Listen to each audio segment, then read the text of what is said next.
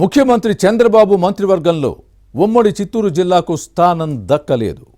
సీనియర్లతో పాటు జూనియర్లు కూడా కేబినెట్ బెర్తలపై ఆశలు పెట్టుకున్నా ఫలితం లేదు. రాష్ట్ర మంత్రివర్గంలో జిల్లా నుంచి ఒక్కరికి కూడా చోటు దక్కకపోవడానికి కారణాలేంటి? భవిష్యత్తులో అయినా ఛాన్స్ వస్తుందా లేదా? చంద్రబాబే ముఖ్యమంత్రిగా ఉండడంతో ఆయన ప్రాతినిధ్యంతోనే సరిపెట్టేస్తారా లేక ఎవరికైనా అవకాశం కల్పిస్తారా? ఈ ప్రశ్నలు కూటమి ఎమ్మెల్యేల్ని వేధిస్తున్నాయి. కేబినెట్ కూర్పులో చిత్తూరు జిల్లా నేతల అభిప్రాయాలపై ఇన్సైడ్ స్టోరీ.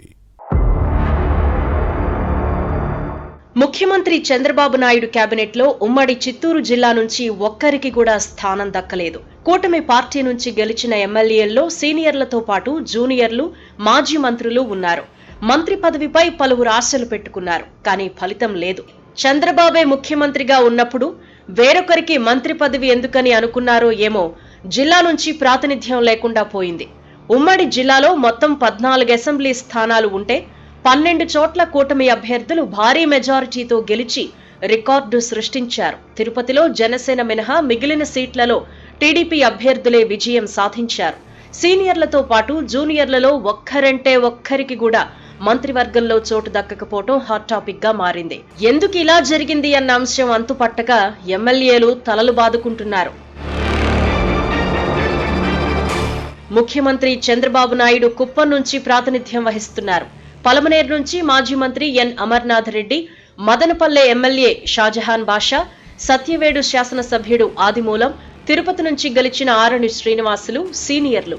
చిత్తూరు నుంచి నెగ్గిన గురజాల జగన్మోహన్, పూతలపట్టులో విజయం సాధించిన మురళీమోహన్, గంగాధర నెల్లూరు నుంచి గెలిచిన విఎం థామస్ జూనియర్లు. చంద్రగిరిలో విజయం సాధించిన పులివర్తి నాని, పీలేర్ నుంచి నెగ్గిన నల్లారి కిషోర్ కుమార్ రెడ్డి, శ్రీకాళహస్తి స్థానాన్ని కైవసం చేసుకున్న బొజ్జల సుధీర్ రెడ్డి, నగరి నుంచి గాలి భానుప్రకాష్ కూడా జూనియర్లే. వీరందరూ తొలిసారి గెలిచారు. ఉమ్మడి చిత్తూరు జిల్లా నుంచి మాజీ మంత్రి అమర్నాథ్ రెడ్డి, పీలేర్ నుంచి గెలిచిన నల్లారి కిషోర్ కుమార్ రెడ్డిలో ఒకరికి మంత్రి పదవి దక్కొచ్చని ప్రచారం జరిగింది. కానీ అందరి అంచనాలు తలకిందులయ్యాయి. రాయలసీమ ప్రాంతంలోని కర్నూలు, అనంతపురం జిల్లాల నుంచి 3 చొప్పున స్థానం దక్కింది.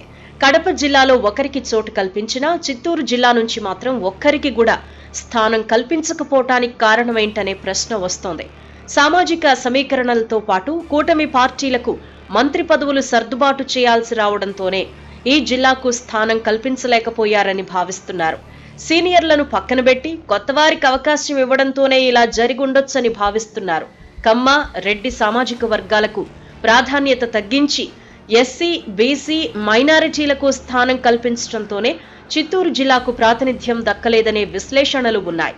ఈ ఫార్ములా మేరకు ఉత్తరాంధ్ర, కోస్తా, రాయలసీమ ప్రాంతాల్లోని ఇతర జిల్లాలకు ప్రాధాన్యత ఇచ్చి చిత్తూరుకు స్థానం కల్పించలేకపోయి ఉండొచ్చని భావిస్తున్నారు. రాష్ట్ర పాలన మొత్తాన్ని చూసుకునే చంద్రబాబు తన సొంత జిల్లాపై ప్రత్యేక దృష్టి పెట్టడానికి సమయం ఉండకపోవచ్చు. అలాంటప్పుడు జిల్లా ఎమ్మెల్యేల్లో ఒకరు మంత్రిగా ఉంటే బాగుంటుందని భావిస్తున్నారు.